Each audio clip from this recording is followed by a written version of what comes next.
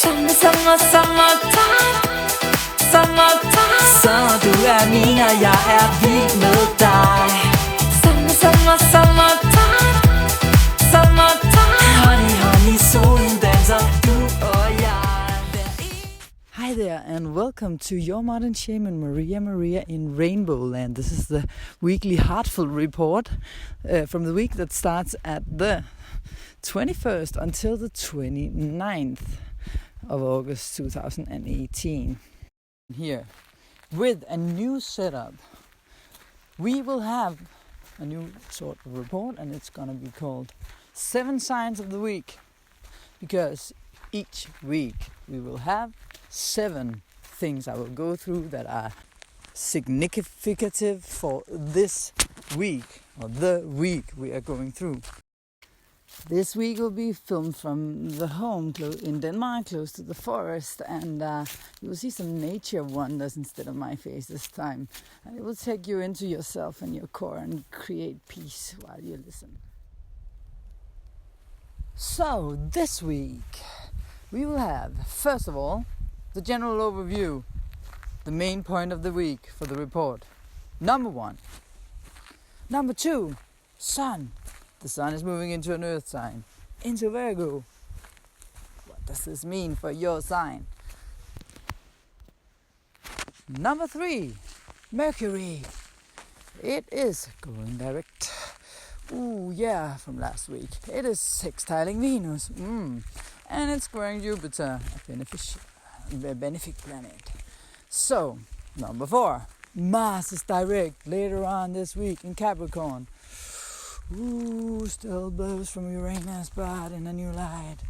4 planets still retro. Number 5. Venus is still at home. We like her, but it's gonna square Pluto. What does this mean for the relationships? Number 6. Full moon in Pisces on the 26th of August. Number 7. Card of the week. Yay! We'll start with weekly tarot cards, because Maria has been doing tarot since she got her first deck from her father, who is also a tarot card reader, when she was 12. So of course she will use this now, and it's Rider-Waite card.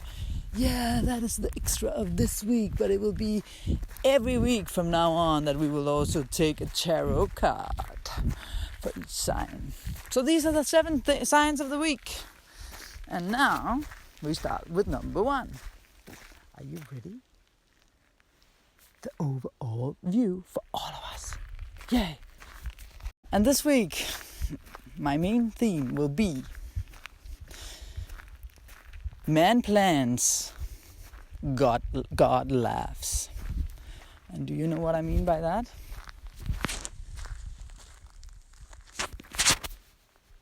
Well, man plans and God laughs. That means something that I have discovered so many times.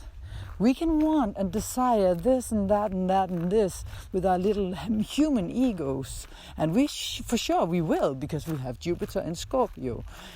And we can shout and we can scream and we can do this and that, and we can complain and put guilt upon this and that person, and say, oh, this is also because he didn't do, or she didn't do, or I didn't do, and we blame ourselves, we blame others, etc.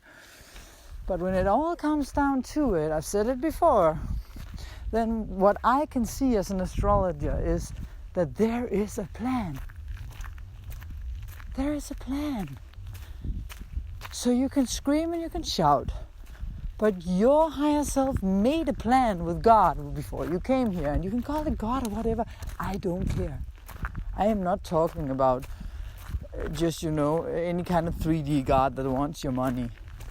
I'm talking about Creator, what made us, what we are all a grand part of, which means that God is us in a way. But that's a longer philosophical story. The whole point is that whatever you're struggling with now, and whatever you feel bruised and battered about coming out of the eclipse, is a part of a plan. And you know, if you have a strong desire with Jupiter and Scorpio, you have with Uranus and Taurus, there's something you want to manifest. You know, and with all the things that has been going on in Leo, where we are now going into another sign, of course, then, yeah, you know what I'm going to say? We have a lot of things we want to do and have fun and do things that makes us laugh and joyful and and that's what we've been going through during these eclipses, because the last two ones were in Leo, where we want to play and have a joyful life, etc. But not all of the plans are accessible right now. So surrender your desires to God. The spiritual journey of anyone on this planet is all about, if you want to ascend and want to fulfill the spiritual purpose of being on this planet and ascend to nirvana or whatever you want to call it, you know, to the next level where you don't have to reincarnate. The whole trick is to actually be able to let go of all your desires. To let go of all your desires. To give them to God, to Creator, to trust, to your higher self, and trust the process and notice the signs along the way. Follow the path of the highest vibration of joy, or the highest vibration of what makes your heart sing. And now I'm not saying that, oh, but it makes me so joyful to go to the cinema and watch these kind of movies and da da da. This is not what I'm talking about. Those are the pleasures you can have here on a 3D plane. I'm talking about when we don't have resistance in a certain way, and you need to learn to know yourself on a deep core level as a soul, to know when it's actually your heart that sings to you. But sometimes we suffer and we feel suffering. This can be old karmic debt being paid back, so to speak. And this can create a lot of suffering, of course, because we relive stuff to let it go, to release it. But if a door isn't open and you keep trying to force it open, it's not the right door if it doesn't open. I'm not saying, like, for example, if you have a business and you want to fight for it and it takes time and keep hitting shut doors, but if there's no signs of you continuing in this direction because it doesn't give you joy, that's what I'm talking about. Or if you're with someone who doesn't want a child and you really want it, maybe because this person is having an illness in the family that he knows or she knows that will go on to the child, or maybe this person already have 5 children, but then, you know, hand your desire over to God if it doesn't feel right to leave the woman or to leave the man, you know, and whatever thing it is that you desire so badly, if you can leave any kind of desire to God, then you have liberated yourself. Because then you can actually start living your highest purpose and fulfill what you came here for. And listen and hear, because then you're open. When you let go of the desires you have to achieve certain things, you are open. Otherwise, you're closed off. So this is very important on this journey of finding out where we're going. Maybe probably you, are the only one standing in your way for yourself. Maybe your purpose is to serve other people as a light worker. And then the benefits will come as you do so.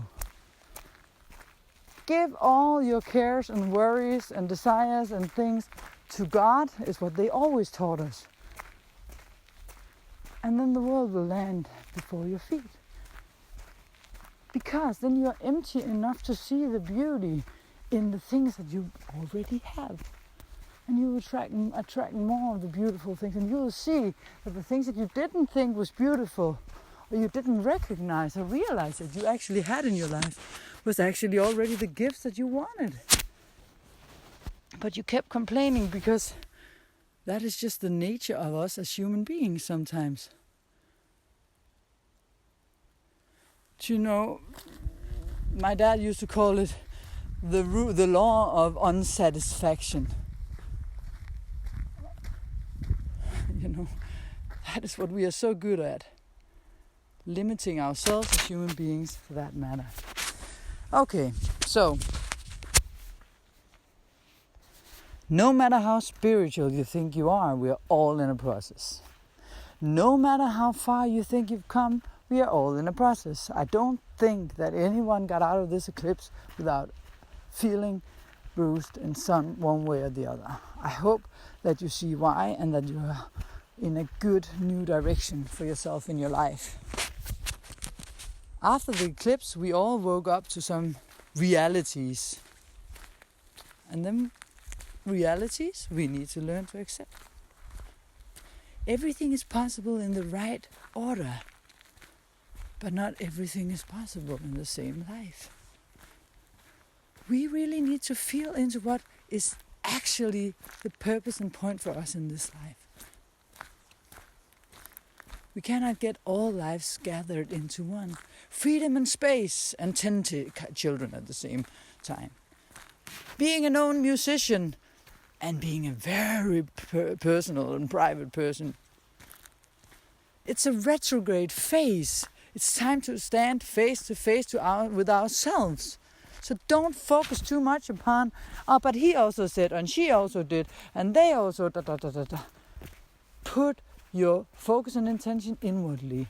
Still, I know that some has to be outwardly because now we have Mercury moving forward and we will have Mars doing the same thing. So a lot is going on this week.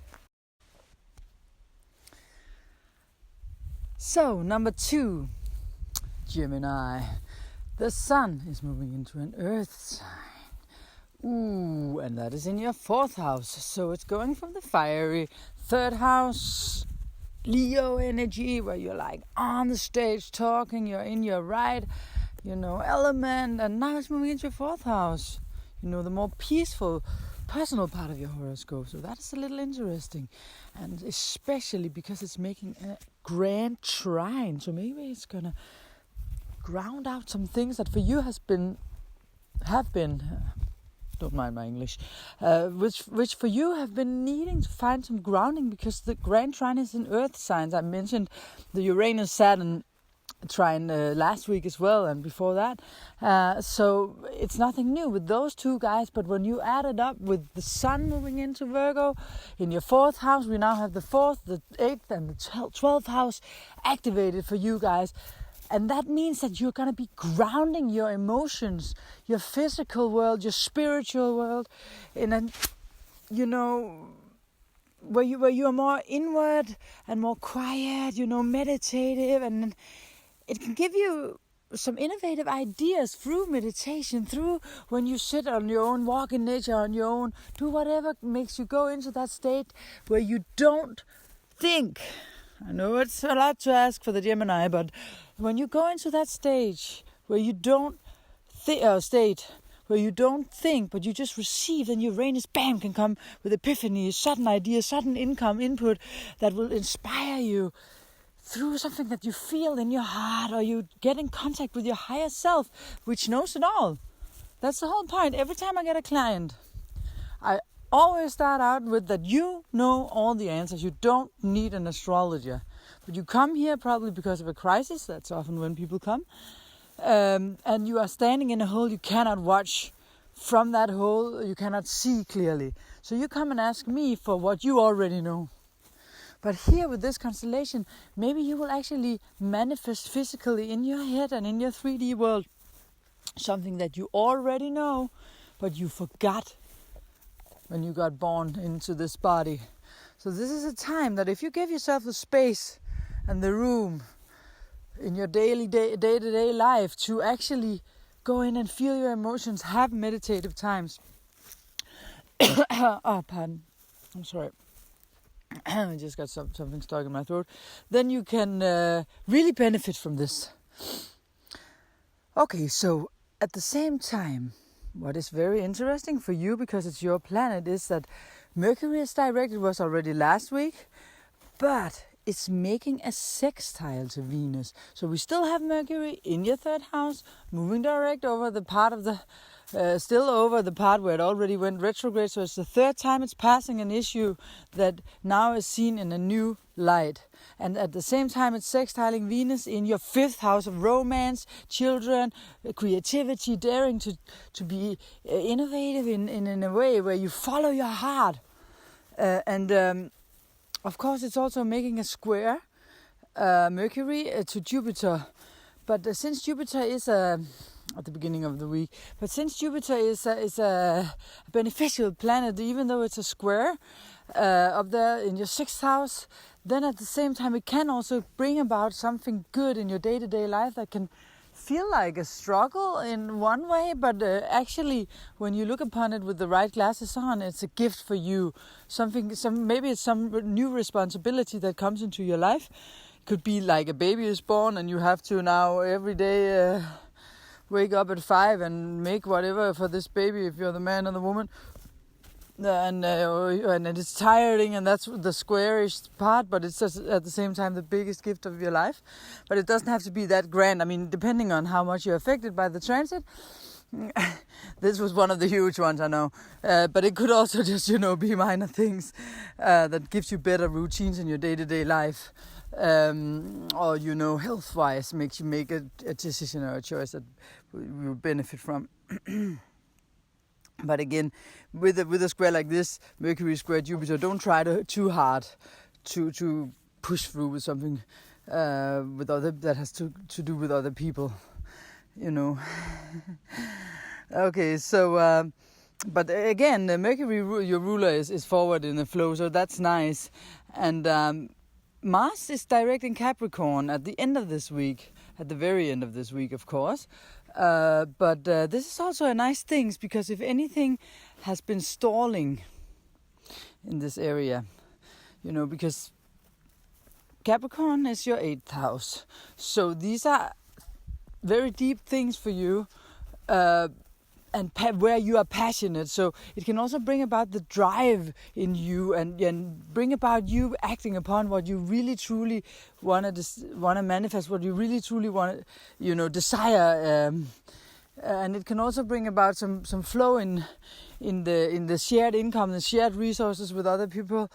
But the whole point is that now we're down to 4 planets being retrograde, not 5 or 6 as it was last week. So still a lot of introversion, and still you have to bear over with other people as well, because they are also introverted for a reason, because we're still cleaning up the closets. But this moving forward in the same position as where we have Saturn, as I talked about before, where you are manifesting things in your more psychological houses. So all in all, nice that Mars enters retro.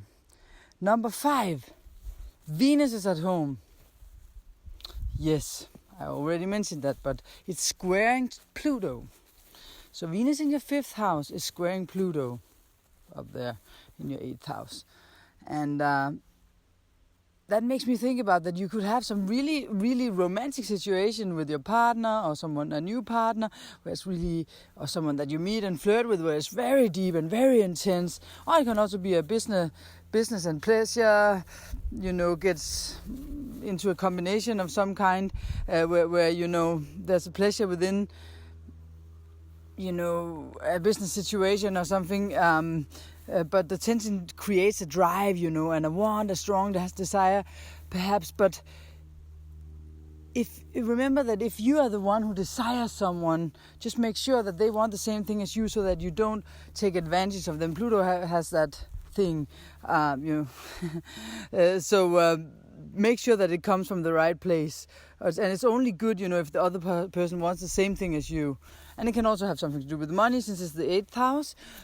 So money and pleasure, money, partnership. Make sure that everyone has the right intentions, you and the other, before you invest in something a little too grand, But for all of us, the Venus-Pluto square has something to do with us improving our relationships over the next period of time. over the next 3 months, because with Venus retrograding in Scorpio and Libra, where Saturn also was, and Jupiter was, and Mars has been there, all of these things happening since 2012.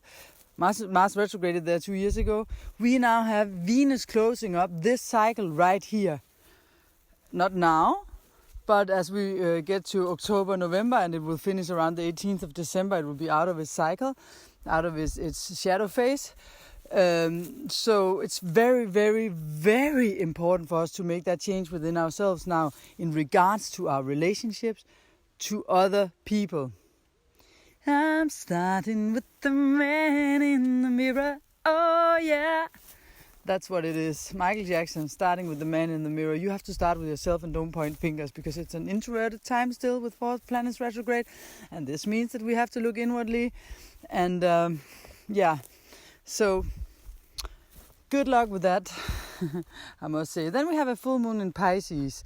So that's the 26th. That must be Sunday of August. And there's a full moon in between your 4th and your 10th house, because the moon and the sun is always opposite each other. So between work-life balance, if you work with, for example, healing or psychic things, it's good because Neptune is involved. It's not exactly conjuncting Neptune, but it's in the same house.